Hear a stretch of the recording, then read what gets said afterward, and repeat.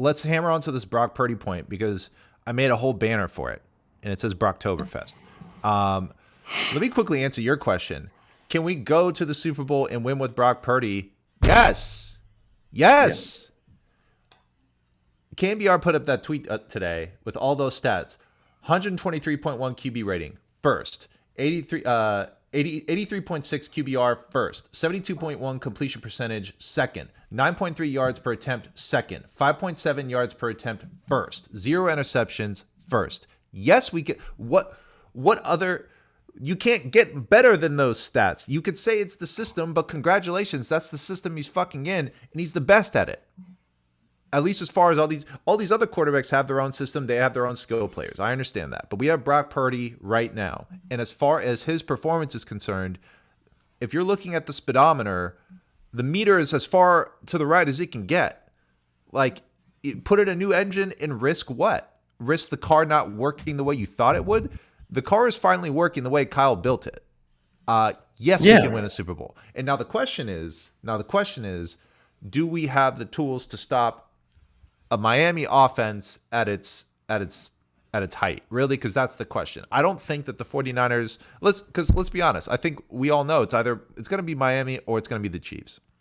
And the question becomes, and Buffalo, that's true. Let's give Buffalo their props because I don't think that we should be ruling them out either. But you've got three teams that are known for one thing, which is a powerful offense. They all have varying levels of defense, but all three of those offenses have been capable of doing damage. And so what I'm wondering is, will our defense be able to hold up against these teams? I think the Chiefs, yes, because all of their wide receivers, they can't decide who's a number one. It's basically Travis Kelce, and it feels like he's having trouble staying healthy. The Bills... Taylor Swift cursed. What's that? The Taylor Swift curse. The Taylor Swift curse. We'll see how that plays out. I will not be able to. By the way, her music sucks, dude. Her music is terrible. I'm sorry, they're gonna come for you, but her music is terrible. Oh man, you just put a hit out on yourself, dude. I'm so worried about you, dude. Just send me a text. I survived. Make sure you get home safe tonight. I could survive this. That's true. But yeah, I'm really curious to see how is the Niner defense going to stack up against these opponents? Although I was thinking that against the Cowboys, and the answer was 42-10. Truthfully, I feel like the 49ers defense, we were more worried about it than we should have been, but we can't pretend like we don't have an opportunity for growth in the secondary. That I think is a position that's a part of the defense that I am very curious to see if it can tighten and galvanize and be what we need it to be against wide receivers like someone like Tyreek Hill, who, by the way, we were all wanting Patrick Surtain, and he ran circles around Patrick Surtain. So really, I don't know if there is an answer to Tyreek Hill. That's not even a take away from Patrick Surtain. That's just saying Tyreek Hill is a different animal. And Mike McDaniel knew that. That's why he gave him the draft capital. But where do you think our defense, after seeing them against the Cowboys, after seeing them so far this year, where do you think they're – I'm sorry, we're in a Brocktoberfest. Let me get to that 1 second. One question for you with Brock is, what more does he need to prove? Like, well, for me, in your eyes, I know he convinced you pretty well this last game, but like, what more do you want to see from him before you're like, I'm sold, he's the man, I would be willing to pay him that $40 million? I mean, he'd have to win the Super Bowl to get paid $40 million for me. Like, I think we paid Jimmy Garoppolo too early, and I'm not saying we're going to pay Brock Purdy $40 million, but that's the cost of doing business. Because I guess because of where he was drafted, his size, do you really pay for that type of player, $40 million for that type of player? But I think Vish said it a couple years ago. If the quarterback's elite trait is his processing, that's more than enough, right? Brock Purdy is one of the better processors in the league I'm watching. So you're paying for his brain, right? Maybe not his physical attributes, but you're paying for his brain. And I think his brain is processing things at a high rate of speed, and he's making really good decisions most of the time. And that's only going to get better with time. He had all those reps at Iowa State. He has a really talented roster around him. Do you pay him $40 million? Yeah, if you win a Super Bowl, sure. I guess that's what you do. But you also risk, sacrificing the rest of your roster. But can Kyle get production out of a whole bunch of other guys? Yeah, probably. I mean, he's gotten production out of fucking Matt Breida, Raheem Mostert, guys that came out of nowhere, wide receivers that shouldn't be getting touches like Trent Sherfield and Richie James have had decent games under Kyle Shanahan. So I think you can always find talent, but you take the risk of that. But he convinced me. I mean, he convinced me against the Cowboys. Like he made some throws, and you're just like, okay, this fucker's real. Like he has real anticipation skills. He has real processing skills. He doesn't panic. He is poised. He can take a hit, get right back up, dust himself off, and deliver the ball right down the field. Like again, that 3rd and 4 play to Ayuk, he wasn't flustered after the penalty. He was like, okay, cool. We'll just run something else.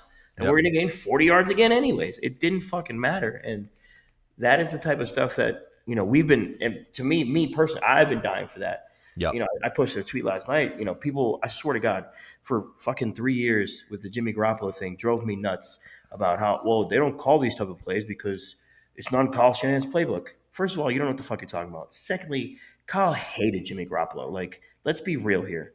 Like Kyle's comments after Jimmy made some stupid shit, said some shit about how the Niners handled the quarterback situation. Kyle's like, I don't want to hear from that guy. I don't give a shit, right? Yep. He quit on the team twice in 2020, right, during the COVID year. High ankle sprain, but you're practicing anyways. And then apparently you could have played in the NFC title game, according to Jimmy Ward, who was on Richard Sherman's podcast.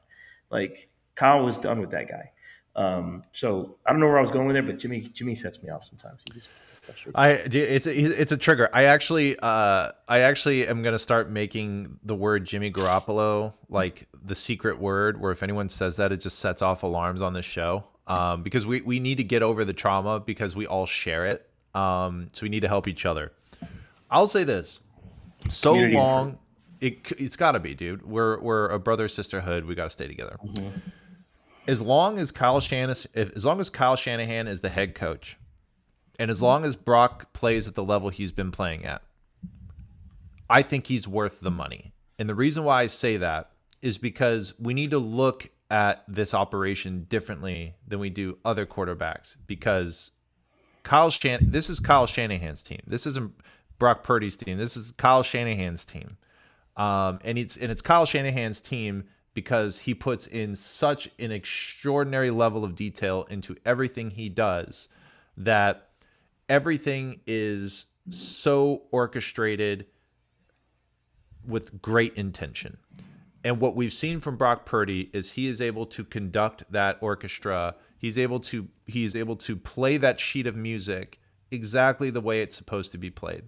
And I think sometimes when people get ahead of themselves, I think with Trey Lance, we were so excited by the idea of what else can we get? Can we get someone who throws it 70? Me too.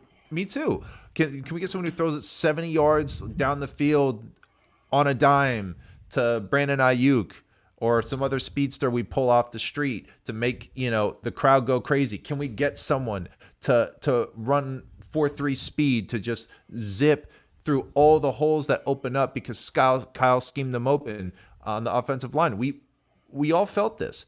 But at the end of the day, like, I keep saying this, but like, I feel so safe with Brock Purdy. 0 interceptions. 0. Do you know how good that feels in my soul after Jimmy Garoppolo? 0. Do you know how good that feels as an offense? Do you know how good that feels as a play caller?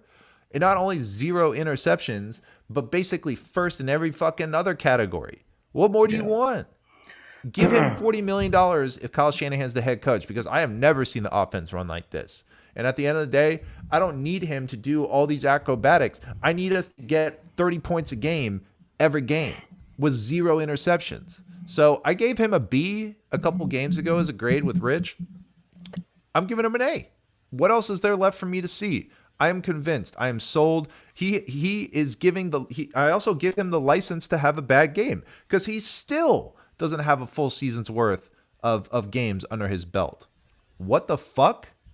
He's a good player. He deserves more respect. That's my opinion. I'm not saying I'm not saying you're disrespecting him, but I'm just standing on the table now to say, you got my vote. I love you. Let's keep this going.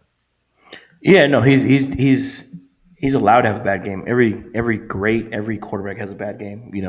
Josh Allen played like shit a couple weeks ago, right? Patrick Mahomes had to be reeled in by Andy Reid.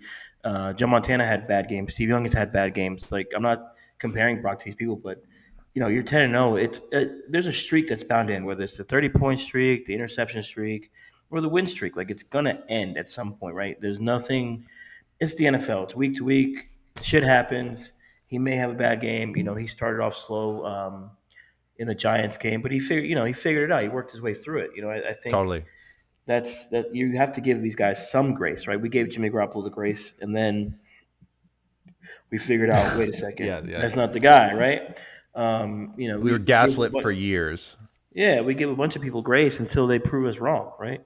Brock's going to get the grace because he's shown that this offense can operate like at a not just behind the line of scrimmage, but actually 10, 15 yards down the field, right? Where the run game is wide open now, right? And they're not having these stacked boxes as much.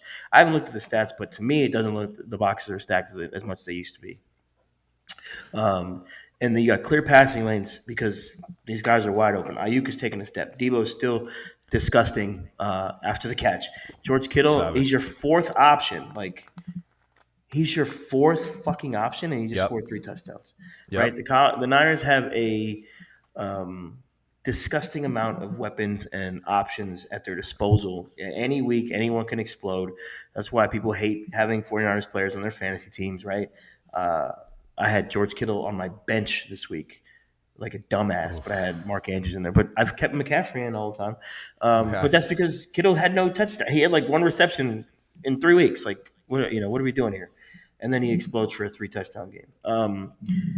When it comes to Brock, I just think ultimately when your team has faith, like when the rest of your roster has faith in the quarterback, your head coach has faith in the quarterback, there's nothing left for fans, or people like me. I'm a fan, but I'm also like a realist about it. There's nothing for me really to complain about. I think we just have to wait and see and just keep hoping that this thing continues the way it's continuing or going. And at the end of the day, like if he takes L, he takes L. But if he goes down swinging, like and not throwing interceptions, if it's just an L because he made one mistake, we can live with that. If it's an L that he's the reason why we lost, and it's like, okay, hold on, right? That's the kind of shit we ran into with Jimmy Garoppolo. Like we'd run into 2 or 3 losses a year. Like, wait a second, what the fuck are you doing, Jimmy? Right? You're throwing a late interception. The Tennessee game comes to mind a couple of years ago. The Super Bowl, of course, right, and the fucking NFC title game against the Rams. Like, if he's doing those type of things, then yeah, he may not be the guy. But if he's not doing those things, he went into his first playoff game. They went to halftime down 17-16, and then the Seattle didn't score the rest of the game, and then he lit them up, right? The Dallas game, he struggled a little bit, but he made enough plays to where he wasn't the reason they were down, and he was end up being the reason they won the game. Like, those things matter to me. The Philadelphia game, we don't know how that would have ended, but I think that game would have been very, very close and down to the wire, and I don't think he would have been a reason we lost. I think defensively, the Niners just – up front, they would have had a little bit of trouble because that Eagle offensive line was really, really good last year. So there's that. But $40 million, if that's what it comes to in 2 seasons, then that's what it comes to. I just worry about the whole roster construction after that. But, I agree. And look, October is here, so I think there's a reason why. I think the cap space that they cleared up, I think some of it has Brock's name on it. I think we would be naive to think that Brock's going to play on a last pick of the draft contract after a deep run in the playoffs, after proving to the organization that full season is something he can handle. And look, if I'm the front office, I'll be real. If I'm the front office, do it like you're doing John and Kyle. Just tie the contract as best you can to how many years they're going to be there. Because look, like if he went to the Panthers right now, I think he would probably be playing a little better than Bryce Young, but also he's not going to give you the same numbers as he's giving you on the 49ers because the tools aren't there as far as the other players around him. So I think that relationship is so intertwined. I think that relationship between Kyle and Brock is so uniquely special. And we'll just wait and see how this transpires as we go forward.